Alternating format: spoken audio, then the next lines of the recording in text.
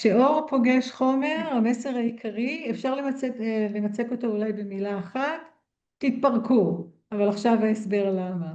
אלברט איינשטיין קיבל את פרס הנובל שלו בזכות המחקר שלו על האפקט הפוטואלקטרי.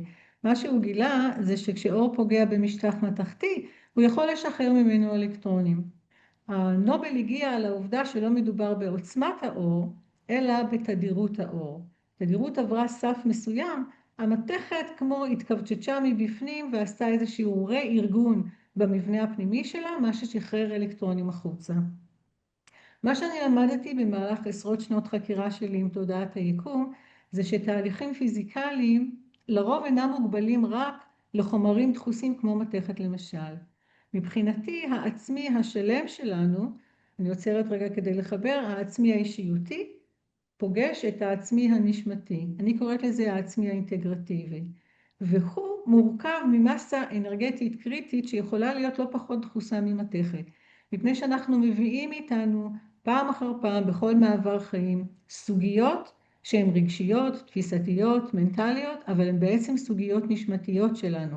אלה סוגיות מתגלגלות שמכיוון שחיינו דרכם ולמדנו דרכם והתלבטנו דרכם והפסדנו דרכם או ניצחנו דרכם, הפכו להיות איזושהי מסה קריטית שכעת בזמן הזה אני רואה את האפקט הפוטואלקטרי עובד גם על העצמי הזה. כלומר, איזה אלקטרונים תפיסתיים או רגשיים כל אחד מאיתנו יכול לשחרר כאשר אור חדש פוגש את החומר שהוא אנחנו. כל מערכות הגוף שלנו והמערכות המנטליות והרגשיות שלנו חשופות על פי ראייתי לאור חדש, לתדירויות חדשות, ולנו יש עמדה פנימית, איזושהי תודעה שאנחנו יכולים לשאול את עצמנו, האם הגענו לסף רוויה מסוים? התשובה היא כן, אבל האם אתם מזהים את זה? איזה סיטואציית חיים אתם לא מסכימים יותר שתנהל איתכם? איזה פוזיציה במערכות יחסים אתם לא מצליחים להשתחרר ממנה? איזה פחד מלווה אתכם? איזו חרדה של תפקוד או של הוויה מסוימת וכדומה וכדומה.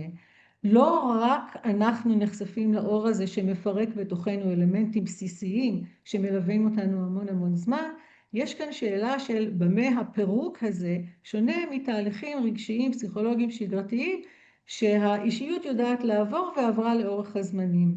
אז יש כמה אלמנטים. דבר ראשון, כפי שאמרתי, זה פירוק בסיסי שלאחריו אין עוד מאותו הדבר, יש התמרה. התמרה אומרת איזושהי תרכובת חדשה, אבל גרסה משודרגת של הדבר הזה. אז איזה גרסה חדשנית שלכם יכולה להיות? האלמנט שמטריד את העצמי מבפנים זה האלמנט של הלא נודע. מכיוון שאנחנו עושים מעבר לא רק מאנרגיה ישנה לאנרגיה חדשה, אנחנו עושים מעבר מתודעה לינארית לתודעה קוונטית. מה זה אומר? שתודעה לינארית באנו פעם אחרי פעם וידענו פחות או יותר מה נלמד. אבל כעת אנחנו מתעסקים עם תודעה קוונטית, זה אומר שתהליכים מתרחשים בו זמנית. והפוטנציאל של להיות אתה או אני יכול להיות מרובה, אבל אנחנו לא יודעים לאן נקפוץ ולאן נלך, אם וכאשר אנחנו נסכים לפירוק הזה. אבל התודעה האנושית וההסכמה לעבור את הפירוק הזה יכולה להיות קרדינלית, כי בעוד שלמתכת אין שיקול דעת, כשמגיע אור בתדירות מסוימת, האלקטרונים משתחררים. לאדם האנושי יש שיקול דעת, אז הנשמה יכולה לרצות לעבור את הפירוק הקולוסלי הזה, אבל אם האישיות נאחזת בדפוסים שלה, אנחנו לא ניצור אינטגרציה חדשה, אנחנו ניצור פער. וזה אולי אחד האלמנטים הבסיסיים ביותר שאני רואה בעבודה שלי בקליניקה, מפני שאני כמו גשש בלש, אני תרה אחר המקומות שבהם אנשים אומרים לי, אני לא יכול ככה יותר להמשיך. או אפילו שגרת חיים שהיא לא משברית בהכרח, ולא מלווה באיזשהו כאב שאי אפשר יותר איתו, יש חוויה פנימית לפעמים של איזושהי התרוקנות.